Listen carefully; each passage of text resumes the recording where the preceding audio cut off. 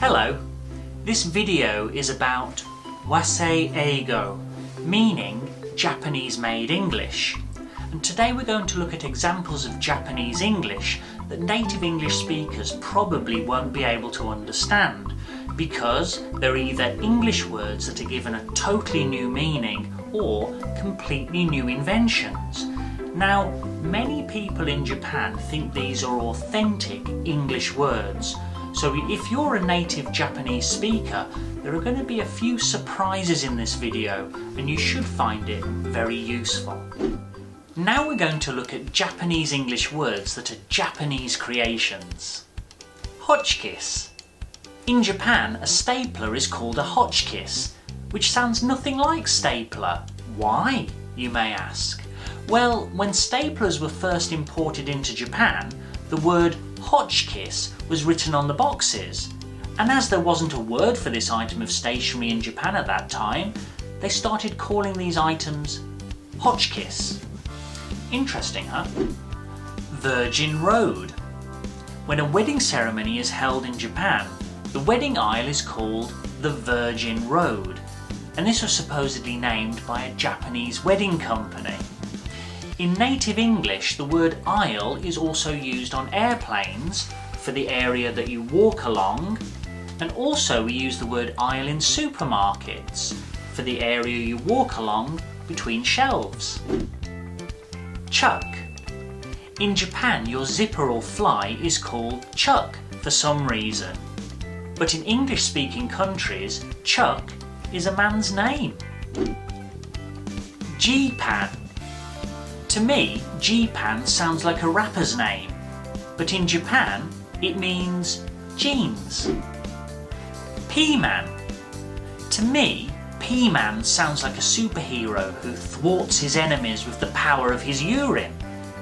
But in Japanese English, P-Man means green pepper or bell pepper and comes from the French word piment. So, no P is involved at all. Pet bottle. When I first came to Japan, I asked one of my students what he was going to do after our English lesson, and he said, "I'm going to buy a pet bottle." So I said to him, "Oh, do you have a pet rabbit or a pet hamster?" Little did I know that in Japanese English, pet bottle means plastic bottle. Now, for the technically minded of you out there, PET stands for polyethylene terephthalate. So now you know. We're going to be looking at some English words that have been given a totally new meaning. Smart. In Japanese English, smart means slim. However, in native English, smart can mean well-dressed and groomed or intelligent. For example, James Bond looks smart in his tailored suits, or Albert Einstein was a really smart guy. Mansion. When I first moved to Japan, I was really surprised by how many people said they lived in a mansion, because in native English, a mansion is a huge home with a swimming pool that super rich people like celebrities live in. I found out that in Japanese English, mansion means apartment. Well, you know, now I live in Japan, it's quite nice to be able to say, I live in a mansion. Claim. In Japanese English, the word claim is used to mean complain, and I've got a lot to complain about there. In native English, the word claim means to state something is true without having any evidence. For example, a good friend of mine claimed he saw a UFO when he was drunk. The word claim can also mean to ask for something or to collect something you believe is yours. For example, we claim our suitcases when we go to the baggage claim at the airport. Cider. Now, I clearly remember my disappointment the first time I tried cider in Japan.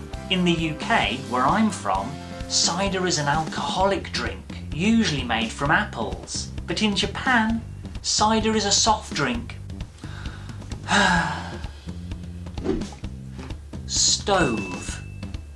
In Japan, a stove is something people use to keep themselves warm. But in native English, a stove is something we use to cook food, and a heater is what we use to warm ourselves up in winter. Sandbag. In Japanese English, a sandbag is something people hit in the gym instead of their boss.